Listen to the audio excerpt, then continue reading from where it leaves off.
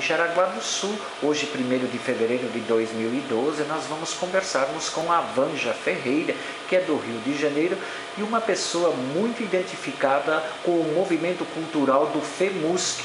E ela vai narrar para nós como ela chegou a Jaraguá do Sul para fazer com que o FEMUSC difundisse o valor da harpa musical. Então, eu cheguei em Jaraguá do Sul de uma forma bastante interessante, porque o meu filho veio fazer o primeiro FEMUSC em 2006, porque ele é estudante de música e a gente sempre procura festivais e tudo para os estudantes participarem. E aí nós descobrimos que ia ter o primeiro FEMUSC e eu o incentivei a vir, ele veio, gostou muito. E aí, naquele ano de 2006, no final de 2006, um aluno de harpa lá no Rio de Janeiro me mandou um e-mail dizendo que o diretor do FEMUSC, o maestro Alex Klein, pretendia proporcionar o curso de harpa no FEMUSC, que não tinha tido no primeiro ano de 2006. Então ele queria colocar em 2007, ele queria trazer a professora Rita Costanzi, que é americana, né, que vem todo ano aqui no FEMUSC dar aula de harpa para os meninos, e o maestro Alex Klein estava tendo dificuldade para encontrar a harpa para poder trazer, porque Jaraguá não tinha nenhuma harpa, nem mesmo em Florianópolis. E aí eu conversando com esse estudante lá no Rio, falei: Alex Klein, esse nome não me é estranho desde que o meu filho tinha vindo para cá. E eu fiquei matutando: Alex Klein, eu conheço esse nome, eu conheço. Aí o aluno lá no Rio falou: ele é oboísta. Aí eu falei: oboísta? Isso está me lembrando alguma coisa. E aí eu fui nos programas de quando eu era jovem, fazia festival de música. E eu encontrei um programa de 1982, completou agora 30 anos, em que eu e o Alex Klein tocamos juntos num concerto no Festival de Brasília, em janeiro de 1982. E foi muito curioso, porque aí eu falei para esse estudante lá no Rio: passa o e-mail do Alex Klein para mim, porque eu conheço ele e é bem provável que ele se lembre de mim também, porque nós tocamos juntos no festival em Brasília. E eu quero conversar com ele sobre o problema de ele conseguir uma harpa para ter o curso no FEMUSC. Daí eu escrevi para o Alex Klein, ele me respondeu no mesmo dia dizendo: claro que eu lembro de você, mas que legal, vamos retomar o contato. Estou com essa dificuldade, estou querendo levar uma harpa lá para fazer o primeiro curso de harpa do FEMUSC, que é assim em 2007. E aí eu expliquei para ele que nós vivíamos uma situação muito grave no país, porque nós não tínhamos harpas, que era muito difícil, que normalmente os estudantes se formam como bacharel em harpa sem ter harpa. E eu falei que só tinha um estudante que poderia talvez trazer a sua própria harpa, né? E assim aconteceu, porque o maestro não estava conseguindo com nenhuma entidade, nenhuma orquestra, nem mesmo na escola de música lá no Rio de Janeiro. Por quê? Porque a grande maioria desses instrumentos são instrumentos antigos, instrumentos já em uso há 40 anos. Eles não têm mais caixa de proteção, então não podem viajar. Então algumas entidades não puderam emprestar porque não tinham nem como mandar as harpas aqui para Jaraguá. Isso foi em 2007, o segundo FEMUSC, mas o primeiro que teve aula de harpa. Tinha uma harpa só, que era desse aluno de Brasília que trouxe. E aí, durante o ano de 2007, continuei conversando com o maestro Alex Klein por e-mail, e aí ele me disse que teve um empresário que se sensibilizou com a situação e havia comprado 4 harpas para o festival. Eu achei aquilo brilhante, eu falei: mas que coisa maravilhosa, eu quero conhecer essa pessoa, agradecer. E aí, nesse mesmo tempo, o maestro me escreveu dizendo: Vanja, em janeiro de 2008, no terceiro FEMUSC, nós vamos abrir para os profissionais. Você não quer vir? Eu falei: claro, vou. Primeiro que vai ser ótimo estar em contato com arpistas de fora do país, e segundo que eu quero conhecer essas harpas, essas 4 harpas. E aí eu vim para o meu primeiro FEMUSC em 2008. Tinham 4 harpas, eu trouxe uma harpa céltica minha, porque eu sempre viajo com uma harpa pequena, e eu soube que o fabricante havia doado também uma harpa pequena aqui, junto com as 4 grandes que o empresário tinha comprado. E eu vim conhecer e eu fiquei apaixonada, e aí naquele ano de 2008, porque foi muito interessante, porque eu conheci o empresário e aí conversando com ele, eu brinquei com ele, eu falei, poxa, o senhor comprou 4 harpas, o senhor não pode comprar mais 4 para a gente distribuir para algumas escolas aqui no Brasil que tem necessidade? E ele, claro, isso é muito interessante, posso sim, posso comprar até mais de 4 e tudo. E eu achei aquilo muito interessante, porque o festival naquele ano de 2008, ele terminou no dia 2 de fevereiro. E eu lembro bem disso porque o meu neto nasceu nesse dia. Eu estava aqui em Jaraguá, meu neto nasceu lá no Rio de Janeiro, no sábado de carnaval, dia 2 de fevereiro, que era o encerramento do FEMUSC. E eu achei aquilo tudo muito interessante, porque eu viajei só no dia 3 de volta para o Rio, né? Eu fiquei aqui ainda no dia 3, voltei no dia 3 à noite. E no dia 4, quando eu cheguei no Rio de Janeiro, de manhã, que eu cheguei na minha casa, que eu fui olhar meus e-mails, já tinha na minha caixa de e-mail um e-mail do empresário querendo confirmar a necessidade de compra de mais 4 harpas para distribuir para algumas escolas e quais escolas eu sugeriria e tudo. E eu achei aquilo fantástico, porque eu estava chegando no Rio de Janeiro junto com um e-mail que estava chegando na minha caixa de mensagens. E aí eu falei, puxa, que bacana, é sério mesmo, ele não está brincando. E aí naquele ano foi curiosíssimo, porque no final de 2008 a gente teve a grata notícia de que ele havia comprado não apenas mais 4, mas mais 12 harpas. Contabilizamos aqui no FEMUSC 16 harpas de concerto e mais uma que foi doada pelo fabricante americano, né? Então, isso fez com que Jaraguá se tornasse o maior centro de harpas da América Latina na atualidade. Nenhuma outra escola de música, do México ao Chile, tem 16 harpas de pedal, somente aqui em Jaraguá. E aí no ano de 2009, nós fizemos, no FEMUSC de 2009, eu vim novamente, claro, eu não deixei de vir, mas eu tenho vindo esses 5 anos consecutivamente. E no FEMUSC de 2009, nós resolvemos fazer um pequeno encontro de harpistas com os jovens estudantes, falar um pouco mais sobre que direcionamento eles poderiam ter, porque os estudantes de harpa no Brasil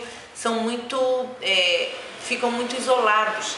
Você tem um pouquinho de estudante no Rio, um pouquinho em São Paulo, um pouquinho de nada em BH, um pouquinho em Brasília. No Nordeste você tem agora 2 aluninhos em Salvador, sabe? Agora vai começar um curso de harpa lá em João Pessoa. Aqui em Curitiba a gente não tem alunos, sabe? 1 ou 2, é uma coisa muito pequena sempre. Então, no FEMUSC 2009, decidimos fazer um encontro para discutir esses assuntos, ouvir os estudantes de harpa, o que eles tinham a dizer, quais seriam os anseios deles. E aí nós fizemos esse encontro de harpistas ao final do FEMUSC, que foi sensacional. Esse encontro nós transformamos numa conferência de harpa, que passou a acontecer a partir do FEMUSC 2010. Esse ano nós tivemos o 3º ano, com um grande debate e o concurso, que nós resolvemos fazer também concursos para os estudantes de harpa da América Latina, especificamente para os estudantes de harpa da América Latina. Não é um concurso internacional, uma alemã não pode vir aqui participar, é só para a América Latina, porque nós temos essa carência na América Latina de ações voltadas para os estudantes de harpa.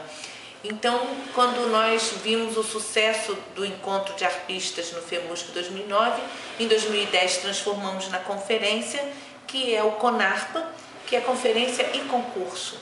Então, já tivemos a 3ª edição, isso é uma coisa que nos dá muita satisfação, porque a gente vê que, por um acaso, aconteceu uma coisinha que foi expandindo E hoje a gente está aí, fizemos uma matéria bacana para o Jornal Nacional, nesse FEMUSC de 2012, mostrando todas as harpas, falando da importância do FEMUSC para a harpa no Brasil. Por quê?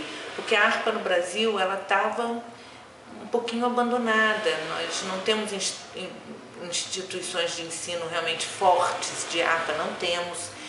Nós temos alguns professores para lá e para cá, espalhados pelo país, mas que também não conseguem ter muitos alunos, porque é quase impossível que as pessoas comprem harpa sozinha. Normalmente, quem consegue comprar harpa consegue comprar porque a igreja ajudou, porque a família se reuniu, né, e fez uma vaquinha, vamos assim dizer, para poder comprar um instrumento. É um instrumento muito caro, né? Então, o concurso ele tem a finalidade de promover um estímulo de estudo para esses meninos, para que eles se desenvolvam mais rapidamente, para justamente ocupar os espaços profissionais que a gente tem no Brasil, que está uma grande lacuna. Nas orquestras precisam de harpas, precisam de arpistas. Nós estamos ainda num trabalho muito grande de formação de arpistas, de uma nova geração de arpistas, desses arpistas que aí vão poder se espalhar pelo Brasil e até a América Latina, porque se você for prestar atenção, no Panamá não tem harpa, na Guatemala não tem harpa. Então você vê que tem alguns países que ainda são carentes até de ter um arpista no país. E esse trabalho que a gente está desenvolvendo aqui junto ao FEMUSC, com essa abertura que o FEMUSC deu para as harpas, a gente está conseguindo vislumbrar um futuro melhor para os profissionais de harpa, né?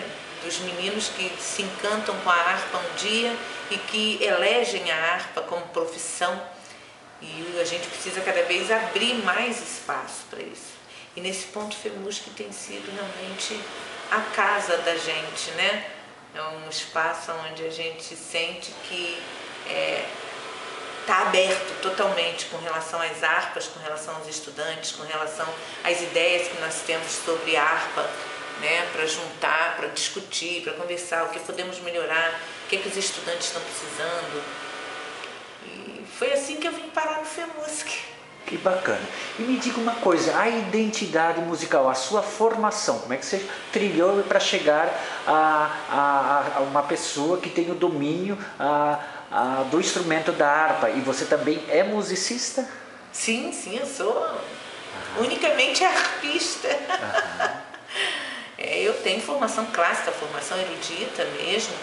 Eu comecei a estudar piano com 5 anos de idade e eu tive, eu diria que o privilégio realmente de ter nascido no Rio de Janeiro e ter tido acesso à escola de música da UFRJ, que na minha época de criança, né, iníciozinho dos anos 70, era uma escola que tinha uma ação muito forte voltada para a iniciação musical. Havia uma preocupação muito grande de realmente iniciar e preparar profissionais da música desde a infância. E nós tínhamos, na época, eu me lembro, os professores tinham o hábito de levar todas as crianças para assistirem os concertos de diversos instrumentos, da orquestra, também de pianistas, de organistas, isso tudo dentro da escola. E eu me lembro, eu deveria ter provavelmente uns 7 anos, 7, 8 no máximo, acho que eu tinha 7 anos. Eu estudava só piano, mas aí num desses concertos que os professores nos levaram, foi um concerto de harpa. E aí eu fiquei realmente encantada com a harpa e naquele dia eu cheguei em casa e falei para minha mãe: mãe, eu não quero mais tocar piano, eu quero tocar harpa. E ela achou engraçada, falou: mas harpa, minha filha, onde é que eu vou arrumar uma harpa? Eu falei: ah, mãe, não sei, tem uma professora de harpa lá na escola de música, vai lá, conversa com ela. Mas, de toda maneira, eu ainda precisei esperar 3 anos para começar, quase 4 anos, para realmente começar a estudar harpa. Porque até ali eu tive que ainda ficar estudando piano, até que realmente minha mãe fez o contato com a professora de harpa. E eu fiz uma pequena prova para medir, né, a questão da musicalidade. E a professora me aceitou e aí eu comecei a estudar harpa. Eu tinha 11 anos, ia fazer 12. Então eu digo sempre que foi um privilégio muito grande, porque eu tenho feito esse trabalho de viajar pelo Brasil tocando harpa e já faço isso há quase 20 anos e eu já observei bastante isso. A gente chega com a harpa numa cidade, as pessoas ficam encantadas. Muitas pessoas chegam e falam: ai, minha filha, eu queria ter estudado harpa quando eu fui criança, mas aqui na minha cidade não tinha. Poxa, como é difícil a gente ver, que bacana, obrigado por você ter vindo aqui na nossa cidade e tudo. E isso é uma coisa que me deixa muito feliz. E ao mesmo tempo atenta à questão de que nós temos que ter profissionais para atender essa demanda. Nós temos que ter profissionais para viajar Brasil afora, tocando harpa, fazendo alunos, né? E deixando uma semente em cada pequena cidade dessa. E é isso que me faz manter esse contato tão próximo com o FEMUSC. Todos os anos eu tenho vindo, tenho ficado muito feliz com as atividades que a gente desenvolve aqui como profissional. Então tá certo, encerramos o primeiro bloco.